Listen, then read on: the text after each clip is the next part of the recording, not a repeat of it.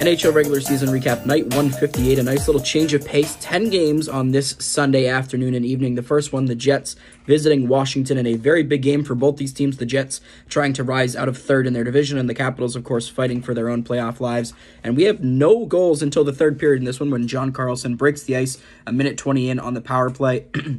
Then 2 minutes later, Ovechkin gets his 25th of the year to make it 2-0, and he would score once again on a pretty nice little move to make it 3-0, and that's how the Caps would win the game. It's a 3-0 final. Connor Hellebuyck out-dueled here by Charlie Lindgren. He goes 27 for 27 for the shutout. Hellebuyck 16 of 19 and 842 in the losing effort. Again, a massive 2 points here for the Caps as they now jump into the final wildcard spot in the East. 3-0 is the final. The Penguins taking on the Avalanche, and I don't know what we're going to do with this Penguins team at this point. Puljujarvi and Russ scoring in the first to make it 2-0. Crosby and Joseph scoring in the second to make it 4-0 with about 4 minutes to go. But Sean Walker would score to make it 4-1, and with 30 seconds to play, Yakov Trenin would score to make it 4-2.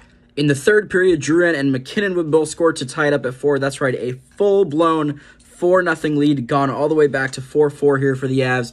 And in the overtime, Jonathan Drouin scores again as the game winner. It's a 5-4 overtime choke job here by the Penguins. This one goes, of course, in favor of the Avalanche. Neither goalie was great. Georgiev was definitely better, though. 30 of 34 for an 882, while Nedeljkovic goes 21 for 25 for an 840. Just not quite good enough here at all from Nettie. And, of course, on that last goal, probably should have just played with Drouin and not gone for the crazy poke check. But at the end of the day, not really his fault that Chris Letang gets absolutely walked. And, of course, the Avs win this one by a final score of 5-4.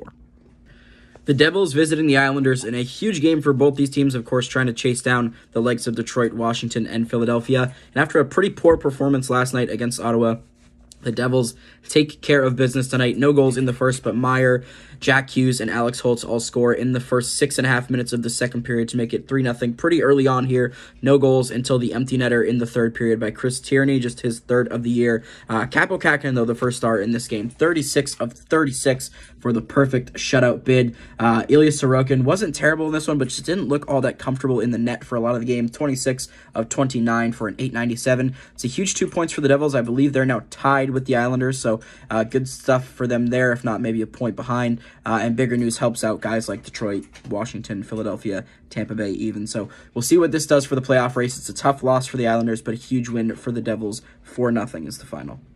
The Hurricanes hosting the Leafs in a surprisingly low-event game. Only 3 goals between the two teams tonight. Brady Shea and Sebastian Aho scoring in the first, and Nick Robertson scoring in the third. Again, those are the only 3 goal scorers. Freddie Anderson and Joseph Woll both very, very strong. Anderson goes 32 for 33 for a 970. Woll goes 41 for 43 for a 953. Again, both goalies very, very good tonight. Woll just not quite enough goal support to get the victory despite being outshot pretty heavily. The Hurricanes, of course, get rewarded for those extra shots. They get the extra couple goals in the first period, and it's just enough for the win. They are still in second in the Metro, though. The Leafs also still in third in the Atlantic. Again, 2-1 here is the final in favor of the Canes.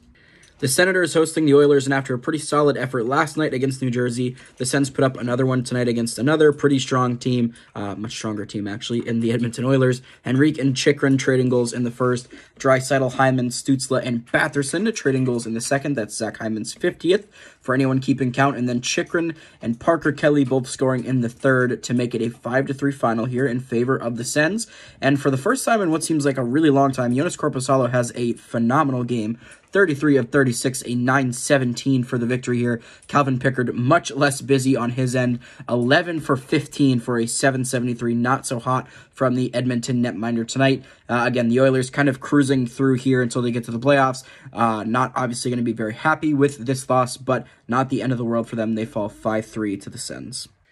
The Flyers hosting the Panthers, and for anybody that picked up on the jersey already, kudos. I was at this game tonight as well. And it was a really solid performance, not so much from the Panthers as a whole, but from Anthony Stolarz. He was very, very good tonight. 32 of 33. It ends up being a 4-1 victory for Florida. Sam Reinhart scoring his 49th of the year in the first period. A soft one through Felix Sandstrom. Hits him like right under the armpit and slides in. In the second, Vlad Tarasenko finishes off a pretty nice play on the power play to make it 2-0. Verhaeghe scored another soft one early in the third to make it 3-0.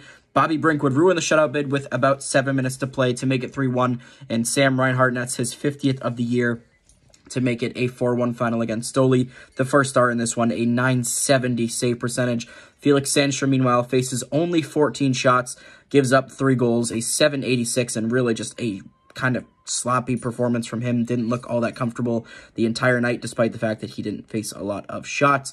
And Flyers lose this one pretty, disappointingly. They outplayed Florida for the majority of the game. The only period that the shots were even close was the second period when it was 9-7. They outshoot Florida 17-4 in the third, and it's just not enough to get it done here. Big win for the Cats. They're looking to make up ground on the Bruins. This is one of their 2 games in hand. And Philly, of course, now just a couple points up on the Capitals for that last spot in the division, and only now a few points ahead of the Red Wings as well. 4-1 here for Florida is the final.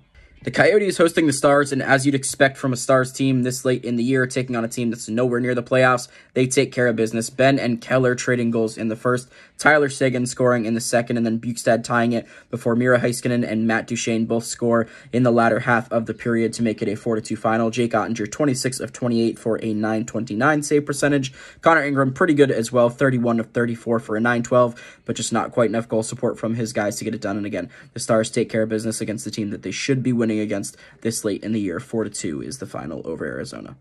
Similar story in our next game, the Ducks taking on the Lightning. This one was a little bit closer. Johnston scoring in the first, Duclair and Glendening in the second. Pavel Minchikov, his 4th of the year, ties us up in the third. We actually head to OT here, and Anthony Sorelli gets the overtime game-winning goal from Brandon Hagel. Jonas Johansson getting the start in this one. Vasi finally getting a bit of rest. He actually has a pretty solid game, 30 of 32 for a 938. Meanwhile, Lucas Dostal again seems to perform less strongly when he's facing fewer shots. He only faces 27 tonight, only an 889 save percentage, 24 of 27 for Dostal in the losing effort. Not a terrible effort all around from the Ducks. They outshoot the Lightning. Again, this is a team in the playoffs, probably going to make the playoffs, and they have a little bit of trouble with this pesky Ducks team, but just not quite enough from Anaheim to get the job done. It's a 3-2 victory in overtime for the Lightning.